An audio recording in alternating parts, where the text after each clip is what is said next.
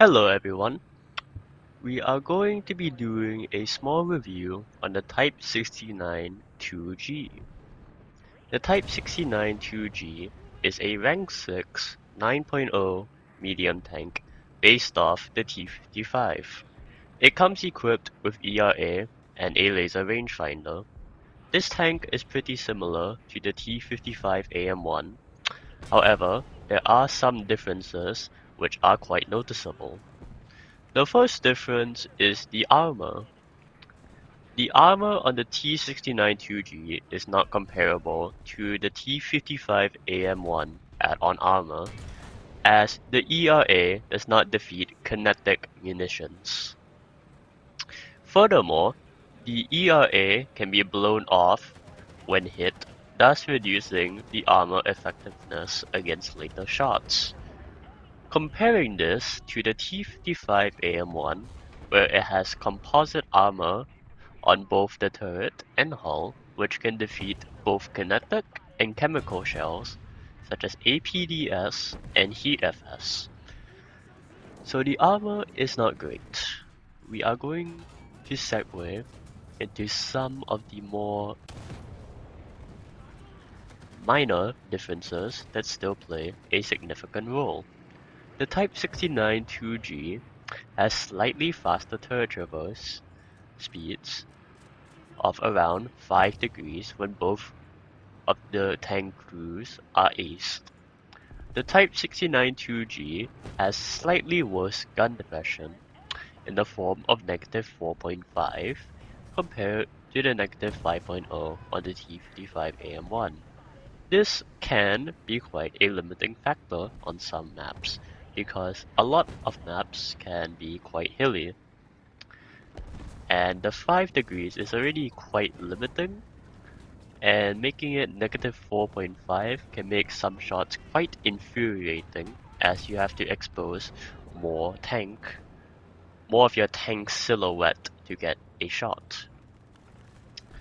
And the engine is slightly weaker with around 100 less horsepower, making the Type 69 2G a bit more sluggish as opposed to its Russian counterpart. The most significant difference is the gun, however. While the T55am1 uses the 100mm, which uses 3BM25, which ranges anywhere from straight dog water to acceptable damage. The Type 69 2G uses a 105 that fires the Type 83 APDS, which is APFSDS. Why is it called the Type 83 APDS when it's actually APFSDS? Lord knows why. But to put it shortly, this shell is a slightly better DM23, and the damage is very consistent. It also has respectable penetration for the BR, so you won't really have to aim for weak spots unless you are fighting T72s or XM1s. On a further note of the T72s, on most occasions you will have the Russians on your team, so you will rarely fight the T72. However, since the T72 is an export tank, you will have to encounter the German T72, the Swedish T72, and the Italian T72. You also get high explosive variable time fuse shells, which if you can actually aim, can kill planes quite easily. Not very reliable in my opinion for the majority of the player base, but it is still worth noting. Moving on to the last few things, the BR of this tank is pretty acceptable. You will rarely see 10.0, and at the very most see 9.7, which has few and far between in terms of tanks you actually fight. So the most common BR would be, sorry, I had a hiccup there, would be 9.3, and at 9.3, this tank's performance is very acceptable. Now, would I recommend you to buy this tank for 50% off? For the price of 4,635 GE, which is around 24.75 USD, I would say yes, it's actually quite worth the price tag.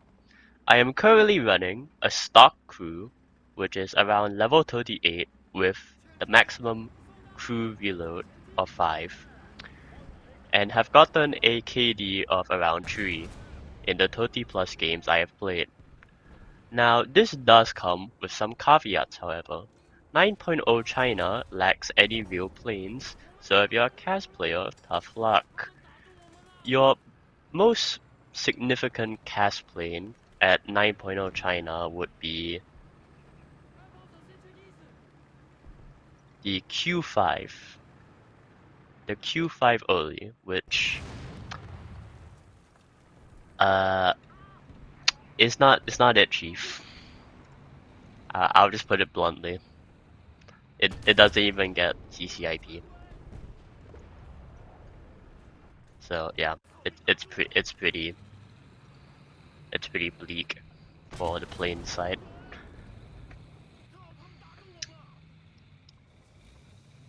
If you're also a relatively new player that hasn't played the 8.0 to 9.3 ground BR range, I would not recommend you to pick this premium up. This tank will not handhold you, unlike the t-55am1. You are trading the good armor for very potent firepower. Basically, if you had to pick between the two, the AM1 would be for players who like to brawl and get up close.